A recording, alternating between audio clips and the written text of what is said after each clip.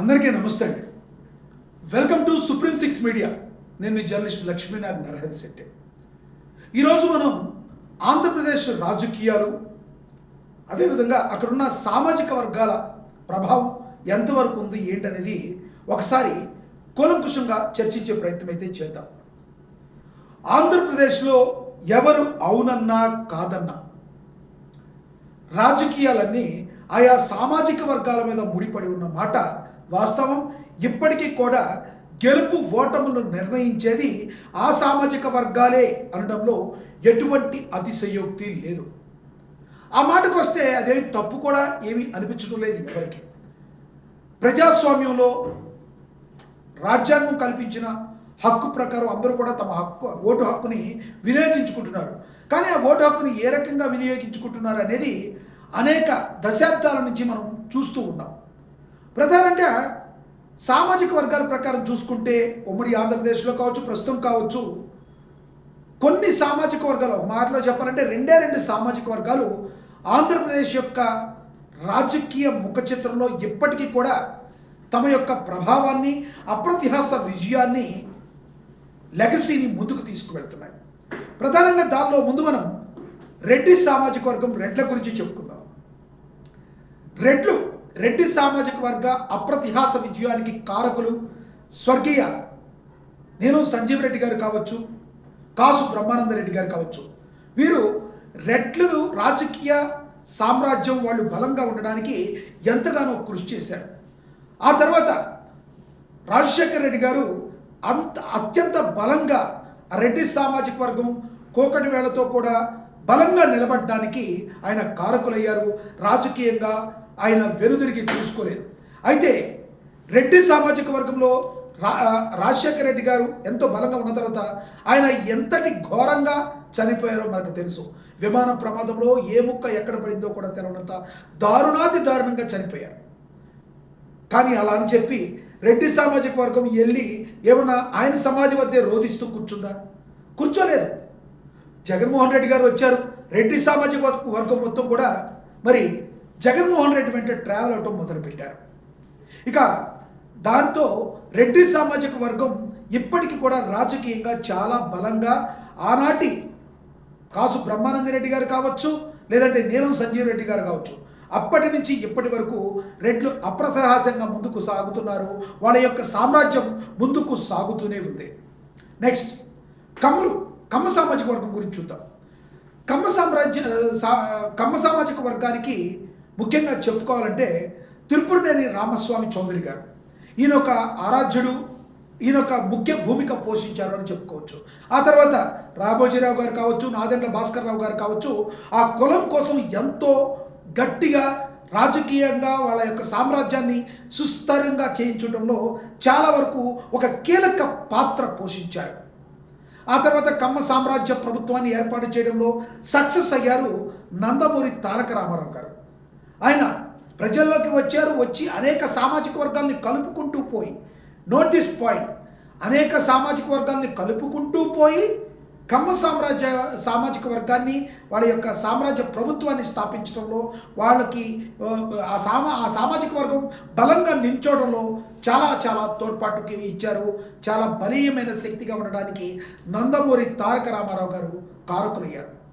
నన్ను చాలామంది అనుకుంటారు నేనేమి ఆయన ఒక్క సామాజిక వర్గం మొత్తాన్ని చూశారని చెప్పట్లా. ఆ యొక్క సామాజిక వర్గం బలంగా నిలబడడానికి గల కారణాలను నేను చెప్తున్నాను.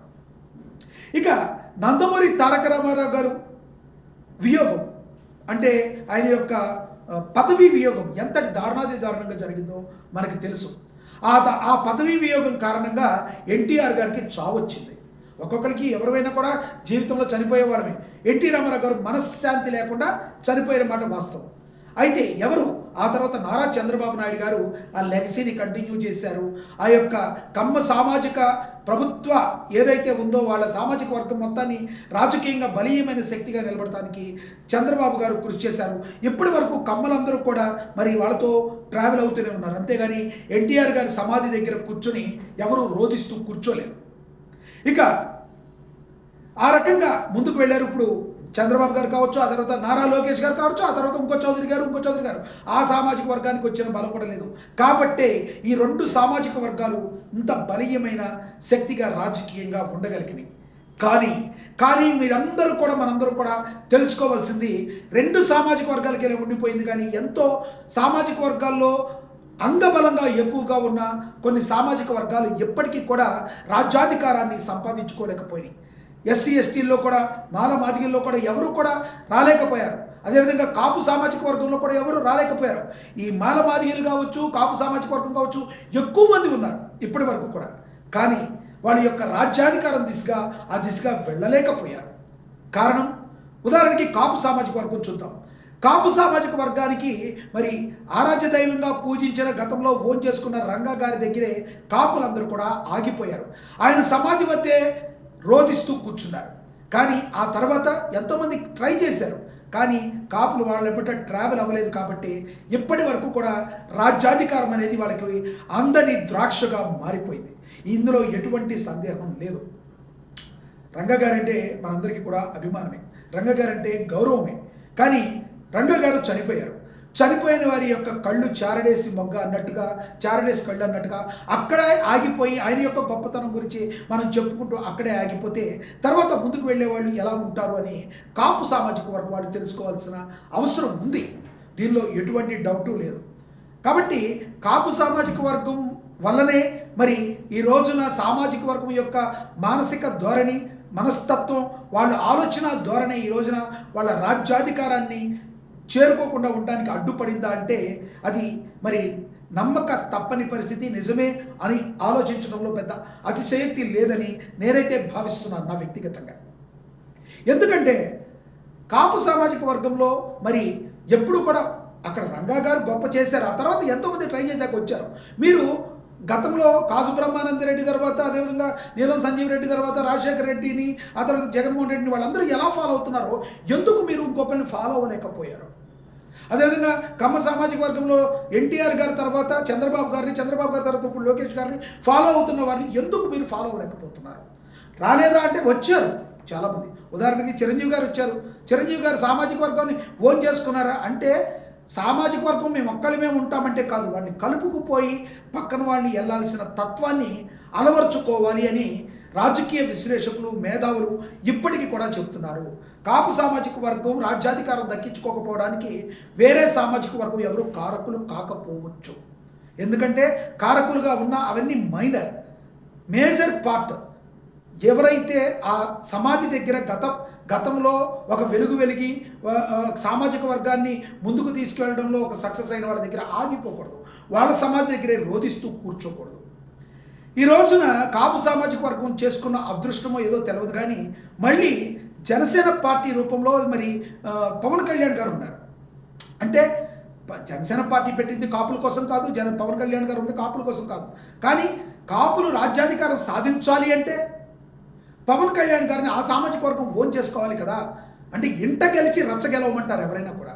కాబట్టి ఆ సామాజిక వర్గంలో ఉన్న అనైక్యత ఏదైతే ఉందో ఈ రోజున పవన్ కళ్యాణ్ గారు రాజ్యాధికారం వైపు ముఖ్యమంత్రి కావాలన్న ఆశయాలు కలలుగానే మిగిలిపోయే పరిస్థితి కనబడుతుంది. కానీ ఆ సామాజిక వర్గం మొత్తం ట్రావెల్ అయితేనే ఈ యొక్క పవన్ కళ్యాణ్ గారు ముఖ్యమంత్రి అవ్వడం అనేది సాకారం అవుతుంది. ఎందుకంటే ఒక్కసారి ఆ సామాజిక వర్గం మొత్తం అతని వైపే ఉంది అని బలంగా ఉన్నప్పుడు ఆటోమేటిక్గా పొత్తు ధర్మంలో భాగంగా కావచ్చు, ఇండివిడువల్గా కావచ్చు, అవతల రాజకీయ పార్టీలన్నీ భయపడతాయి. కంపల్సరీ ఆ సామాజిక వర్గం ఉంది, మనం చెయ్యాలి అన్నట్టుంటాయి. కాబట్టి కాపు సామాజిక వర్గంలో ఉన్న కొంతమంది కాపులు ఆలోచించాలి. పవన్ కళ్యాణ్ గారి వైపు ఆయన తీసుకున్న నిర్ణయం వైపు ట్రావెల్ అవ్వాలి. కొంతమంది అంటారు 2024లో పవన్ కళ్యాణ్ గారు చెప్పింది విన్నాం కదా, విన్నారు. దాన్ని ఈ రోజున మళ్ళీ మీరు అనేక ప్రశ్నలు గుప్పించి ఈ రోజున మాట్లాడుతుంటే రాజ్యాధికారం అనేది 3 ఏళ్లకో 4 ఏళ్లకో 5 ఏళ్లకో వచ్చేది. ఇది ఒక లాంగ్ ప్రాసెస్. పోనీ కాపు సామాజిక వర్గంలో ఇంకా పవన్ కళ్యాణ్ గారు కాకుండా ఆయనంత చరిష్మా కలిగిన నాయకుడు, ఆయనంత నిజాయితీ కలిగిన నాయకుడు ఎవరైనా అసలు ఉన్నారా? నిజాయితీ కలిగిన నాయకుడు అంటే అసలు భారతదేశంలోనే ఉండకపోవచ్చు అనేది మరి అది పెద్ద ఆశ్చర్యం కలిగించే విషయమేమీ కాదు. ఎందుకంటే పవన్ కళ్యాణ్ గారు అంతా వైట్ పేపర్ కాబట్టి సామాజిక వర్గాల వారీగా గెలుపోవటం మీద ఉన్న ఈ ఆంధ్రప్రదేశ్ రాజకీయాల్లో పవన్ కళ్యాణ్ గారు ముఖ్యమంత్రి కావాలి అంటే ఆయన తీసుకున్న నిర్ణయాలకి మరి కట్టుబడి ఉండాలి. ఒక సామాజిక వర్గం మొత్తం కూడా కొన్ని సంవత్సరాల పాటు ట్రావెల్ అయితే తప్ప ముఖ్యమంత్రి పోస్టు రాజ్యాధికారం అనేది రాదు. దీన్ని గమనించాలి. ఎవరైనా కూడా కాపులు ప్రధానంగా నేర్చుకోవాల్సింది వాళ్ళ యొక్క ఆలోచన ధోరణి, పక్కన వారిని కలుపుకెళ్ళిపోయే ధోరణి, పక్కన వాడు వేసే ఎత్తుల్ని పసిగట్టే ధోరణి, ఇవన్నీ గుర్తుంచుకోకుండా కాపు సామాజిక వర్గంలో ఉన్న లీడర్లే ఇప్పుడు పవన్ కళ్యాణ్ గారు వంటి చరిష్మా గల నాయకుడిని ఇప్పటికీ ప్రశ్నిస్తూ కూర్చుంటే మీరు ఏమైపోతారు, మీ సామాజిక వర్గం యొక్క పరిస్థితి ఏ విధంగా ఉంటుందో $1 మిలియన్ ప్రశ్నగానే ఉంటుంది. నేను మాట్లాడిన విధానంలో ఏదైనా లోపం ఏదైనా ఉంటే నాకు ఎవరిని తక్కువ చేసే ఉద్దేశం నాకైతే లేదు. అందరికీ సమానమైన న్యాయం రావాలి, అందరికీ రాజ్యాధికారం సమంగా దక్కాలనే ఆలోచనతో నేను వీడియో చేస్తున్నాను. మీరేమనుకుంటున్నారో కింద కమెంట్ బాక్స్ రూపంలో కమెంట్ చేయండి. చూస్తూనే ఉండండి సుప్రీం 6 మీడియా. నేను మీ జర్నలిస్ట్ లక్ష్మీనాథ్ నరహరి శెట్టి. నమస్తే.